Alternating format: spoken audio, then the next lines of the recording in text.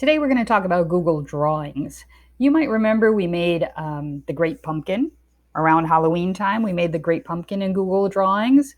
Some of you also made a snowman. We did a wintry scene and we made a snowman and we learned how to color his scarf. So I wanted to go over how to use Google Drawings. When you've used it before, I've just put the assignment right into your classroom, and you could just click on the assignment and get to Google Drawings. The funny thing about Google Drawings is when I click on the waffle up here, Drawings is not a choice. I can get to Docs and Slides and my Drive and all of those things, my classroom, but I can't get to Google Drawings. So if I want to make a drawing, I go into my Drive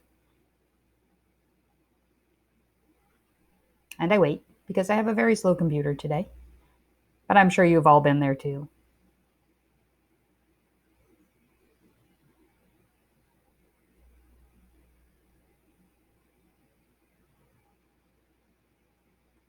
And I want to make something new in my Drive. So I'm going to click on New, and I'm going to wait.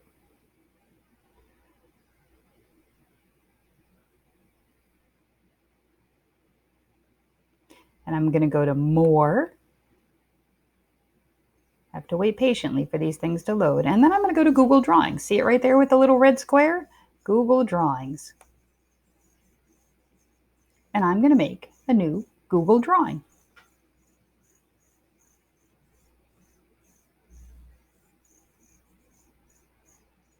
This is one I did with with a couple of kids a couple of weeks ago during our live Google Meet. So what I did was I made a background scene and then I added a bird. Simple and easy. I'm going to go to Images. See my image symbol? Whenever I have that square with mountains on it, that almost always means put a picture in. Insert image. I'm going to click. I'm going to search the web. Of course, we know we can get pictures from all of these other places too. But I'm going to search the web and I'm going to get a nice tree for my bird to live in.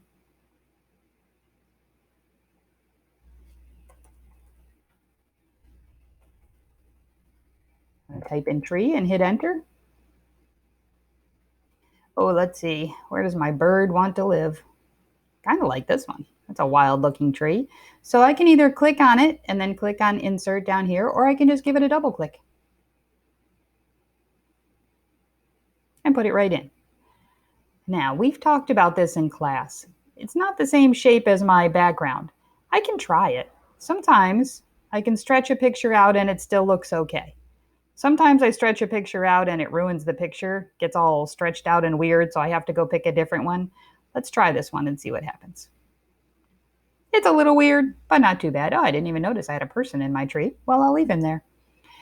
So I've added an image. That was right here. Insert image. Insert text box if I want to put some words. I draw a text box and I just type what I want to write. Bird. You can't even see it because it's so dark. So I'm going to highlight it and I'm going to change the color. A to change the color of writing. I'm going to make it white. I'm going to make it bold. And I'm going to make it big. If you don't remember how to do those things, go back to the video in your Google Docs. It works the same way as playing with the text in your Google Docs. Okay, do I really need to write bird there? No, but it's fun. So I did. So I added an image, I can add text, and I can add shapes. These are some drawing tools. When you get a little older, we'll play with those. But if you want to try them out now, why not? Let's see. I'm going to click on shapes. I'm going to slide down and then slide over. Oh, I like this body for my bird. I'm going to draw my bird's body. See this little yellow diamond? See that right there? That means I can pull on that part and make adjustments. I'm going to give my bird a tail. I like that. Let's see. What color bird am I making? Could make a cardinal. Could make a blue jay. I like blue jays. I'm going to get another shape. Let's get a circle for my bird's head. And how about a wing? Oops. Shapes. What looks like a wing? Let's try this shape again. I'm going to draw a smaller one. down here. I think that could be a little bigger, but see, since I'm clicked on my shape, I can just click and drag and make adjustments. I have that yellow diamond again, so I could stretch my wing out a bit. How do we like that? I like that wing. It needs to go a little farther forward on my bird, though, or he's going to have a little trouble flying. Let's move it forward so I can, oh, not the body.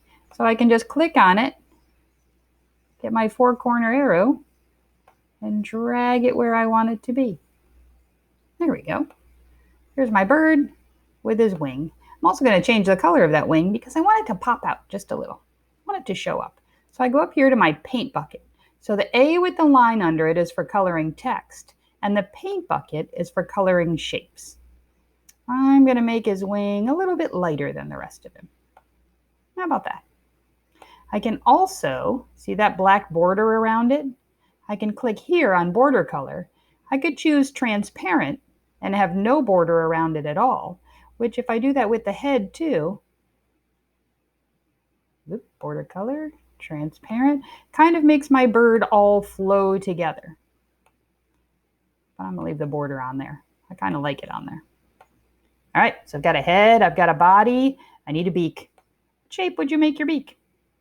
So I come back to shapes. Yeah, a triangle, why not? I'm gonna draw it over here so I can play with it. I know I can move it later, so I don't worry about that. All right, so I'm gonna draw a nice beak. That's a little too big. That looks good. What color's my beak? Back to my paint bucket. Orange. Now, do you see a problem? I do. My beak is facing the wrong way. I'm going to go to Arrange, Rotate, and Flip Horizontal. That's going to flip my beak right over so it goes the other way. Watch. Keep an eye on it. Flip horizontal. There we go. And I'm going to put my beak right on my bird. Cute. If I think that's a little too big, I know what to do. I click on it, I adjust from the corners, and I make it a little smaller. And I move it a little if I don't like where it is, till I get it exactly where I'm happy. Now, I need to add an eye, but an eye is very tiny. So I'm going to come up here to the magnifying glass. Remember we used this when we made our snowman? I'm going to click on that, and see how I have a little magnifying glass for my cursor now? Wherever I click, it's going to zoom in on that part. Look at that. Now I can easily draw an eye.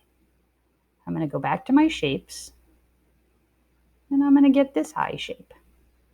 And I'm going to draw my bird a nice bird eye. I think I'll color it black. Nope, not the border, the paint bucket. There it is. Now I want to be able to see my whole bird again to see if I like that. So I click on where the magnifying glass is, and I get this down arrow for my choices. 100% means it'll show me exactly the size it's going to be when I print it out. But I want to see my whole picture, so I'm going to click on Fit. That means fit the picture onto the page so I can see the whole thing. Fit. There it is. Cute, quick, and easy.